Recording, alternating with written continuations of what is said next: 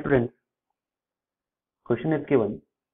A cannon fires successively two shells from the same point with velocity v0 equal to 250 meters per second. The first at the angle θ1 equal to 60 degree, the second at the angle of θ2 equal to 45 degree to the horizontal.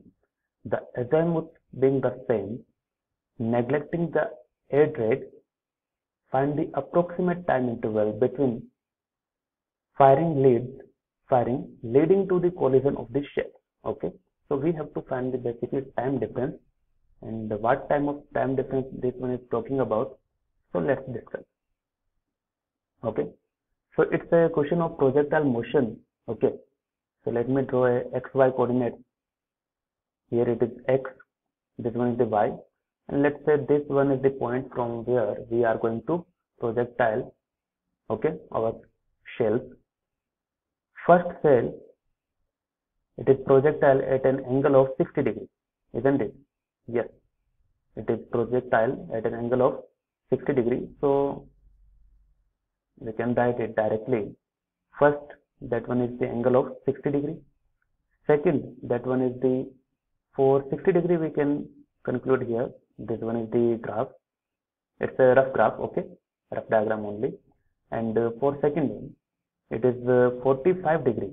Okay, it is 45 degrees, so it will extend some to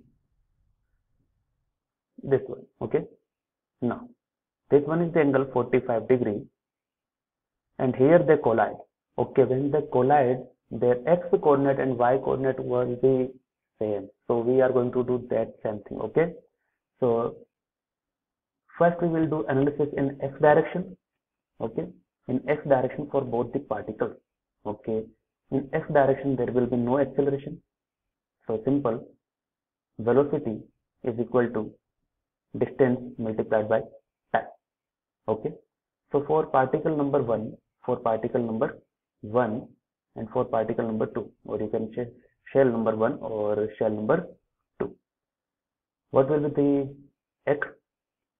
X equal to v0 divided by time t1. Let's say time is for the shell 1 is t1, and for second one it is v0 by t2.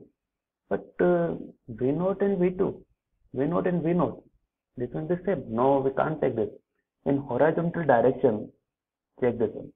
This one is v0. In horizontal direction, this one is the component v0 cos 45. Got it? So we have to take the component in the horizontal x direction, because that is the only thing which is present. So v0 cos 45, okay, and v0 sin 60. Okay, so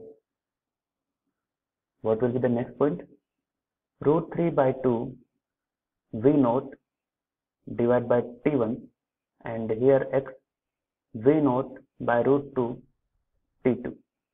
Both are the value of x and their x coordinate will be same. So if they are same, then what we can do, we can equate them, isn't it? So if we equate them, v0 by t1, v0 by root 2 t2, okay, then, okay, here it is, we have done a mistake. It's sin 60. No, horizontal component will be cos 60. Okay, that is the mistake. Okay, so root 3 not will be there, only 1 by 2 is there. Okay, 1 by 2. After cancellation, what we will get, that is the relation between t1 and t2. That is this t1 by 2 and t2 by root 2. Okay, t2 by root 2.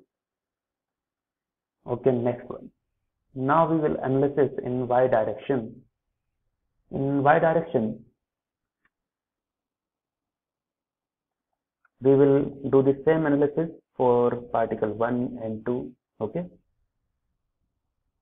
so let me do this in this separation line. Okay, for particle 1, y is equal to ut minus half gt square. That is the direct equation which we know. Okay, now y is equal to ut minus half gt square. Okay, here it is t is the time. Okay, that's the simple equation, not a problem at all. For particle 1, time is t1, okay, and velocity is how much? Velocity is in y direction, v naught sine 60, got it?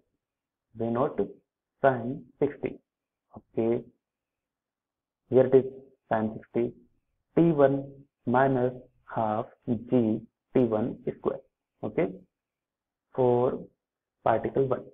And particle 2, y is equal to v naught sine 45 into t2 minus half g t2 square, okay.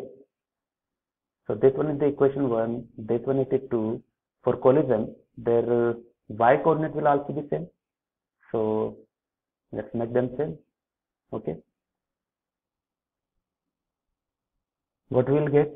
V naught root 3 by 2 t1 minus half g t1 square is equal to v naught sine 45 t2 minus half g t2 square, okay, half g t2 square. Now we can use the relation this one, that is in between t1 and t2. Put the value from here. T1 is equal to what? T1 is equal to 2 by root 2. That means root 2 T2. Okay. If we put here, then we find the value of T2. Then we will get the value of T2. Okay. From here, we will get the value of T2, students. Okay. Now, after getting the value of T2, put the value of T2 here so that you can get T1, okay, and then you have to find the time difference, that is the T1 minus T2, or you can say T2 minus T1, okay, because time cannot be negative, and this will comes out to be 11 seconds, and it's a very simple mathematical calculation which you can perform at your own, okay. Thank you.